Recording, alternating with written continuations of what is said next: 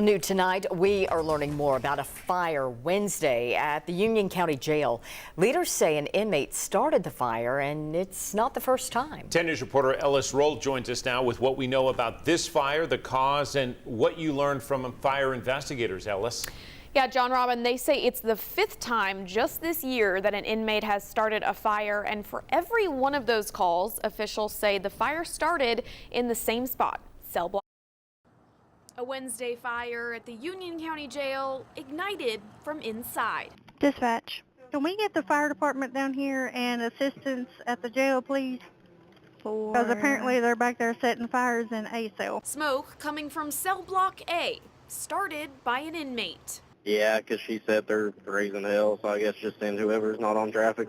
It's a problem Maynardville Fire Chief Charles Wilson says isn't new. This year alone, we've had multiple calls for the similar situation in the cell block A. Records show an intentional ignition from playing with a heat source. And we found that they're using small pieces of wire. They're shorting out the electrical outlet to generate heat to light makeshift cigarettes. And usually a lot of times the only paper they have available is toilet paper.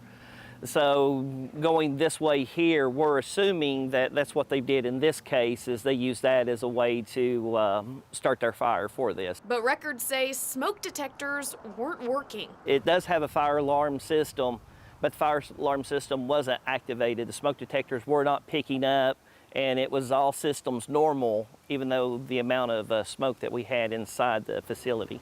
Wilson says inmates were evacuated and several checked by EMS for smoke inhalation. No injuries were reported and there's no damage to the jail. Still, Wilson says the problem is becoming too familiar. Just trying to figure out what we need to do, what the jail needs to do, or what the county needs to do to try to facilitate, getting a lot of these issues taken care of.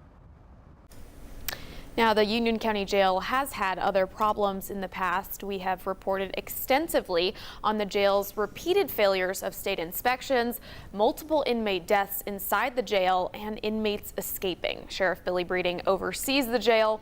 I reached out to him today for comment and haven't heard back yet. John, Robin. Ellis, thank you.